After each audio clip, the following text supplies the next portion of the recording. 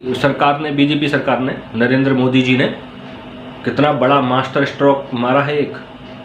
अब सरकार जाति जनगणना करवाएगी। अभी कुछ समय पहले राहुल गांधी के द्वारा ये बात कही जा रही थी कि जब वो सरकार में आएंगे या जब भी जाति जनगणना की बात कही जा रही थी, तब बीजेपी और बीजेपी के अंदर समर्थक वो कह रहे थे कि जाति जनगणना से देश की एकता को बहुत बड़ा खतरा है और देश में युद्ध हो जाएगा, देश की प्रगति रुक जाएगी। और वैसे भी अभी आपने सुना कुछ समय पहले हर आदमी एक ही बात गा रहा था, बटोगे तो कटोगे।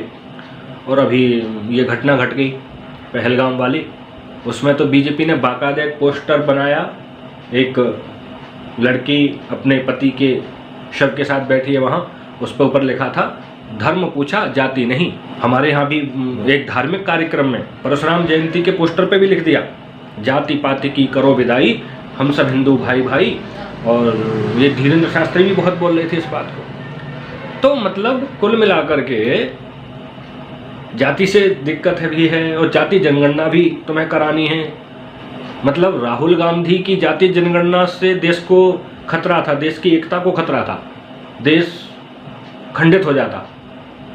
लेकिन बीजेपी की, नरेंद्र मोदी की द्वारा जो जाति जनगणना होगी उसमें देश जो है वो एक हो जाएगा, सब एक सूत्र में बंध जाएंगे, सारे द्वेष गिले शिकवे सब दूर हो जाएंगे। वो अनुराग ठाकुर करके कोई व्यक्ति था, है शायद अभी जीवित है,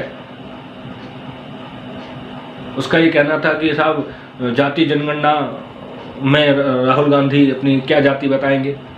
अब भैया पता चल जाएगी, सरकार पूछेगी तो। मतलब बीजेपी और बीजेपी के लोग जब चाहें तो किसी चीज़ का विरोध कर दें तो ठीक, और समर्थन कर दें तो ठीक। तो अब कुछ समय पहले तक जाति जनगणना से देश को, समाज को जो नुकसान गिना रहे थे, बता रहे थे, ऐसे राजनीतिक विद्वान, चरण चूसक, अंध समर्थक अब जाति जनगणना से देश की, समाज की भलाई बताएंगे कि अब इससे क्या क्या फ़ायदे हैं, इससे पाकिस्तान कैसे थर थर कांपेगा, इससे कैसे पुलवामा, पहलगाम और जितने भी आतंकी हमले हुए उनका कैसे बदला लिया जाएगा। मतलब पहलगाम और पुलवामा तो एक तरफ कर दो, पहले जाति जनगणना करो। अच्छा, जाति जनगणना करने के बाद क्या करोगे? ये जितने नेता लोग हैं, क्या अपनी सिक्योरिटी में भी जाति के हिसाब से ही आरक्षित लोगों को स्थान देते हैं? इनकी एसपीजी, कमांडो और जितने भी ऊंची नीची कैटेगरी की सुरक्षा होती है उसमें आरक्षण के हिसाब से ही देते हैं क्या सुरक्षा की जिम्मेदारी? नहीं, इनको शिक्षा बर्बाद करनी है जातिगत आरक्षण से, इनको चिकित्सा बर्बाद करनी है आरक्षण के नाम से, इनको न्याय व्यवस्था बर्बाद करनी है आरक्षण के नाम से। अच्छा, एक बात और भी यहाँ कौन बताएगा अब कि ये जो जाति बताई जाएगी अब जनगणना के लिए, ये जन्म की जाति बताई जाएगी या कर्म की जाति बताई जाएगी? आर्य समाज के गायत्री परिवार वाले जो लोग कहते हैं कि जातियाँ कर्म से होती हैं, जाति जन्म से नहीं होती, वो अब कौन सी जाति बताएंगे? कौन सी जाति का सर्टिफिकेट बनवाएंगे? कर्म से जाति बताएंगे या जन्म से बताएंगे? तो हम तो ये कहते हैं भैया, ये जो आपका आका है ना, ये जिसका तुम चरण चूसन तक अंध समर्थन करते हो, वो तुम्हारे मुंह पे इतना भिगोकर जूता मारता है, लेकिन जब बेशर्मी इतनी लाद ली है तो क्या फ़र्क पड़ता है उससे?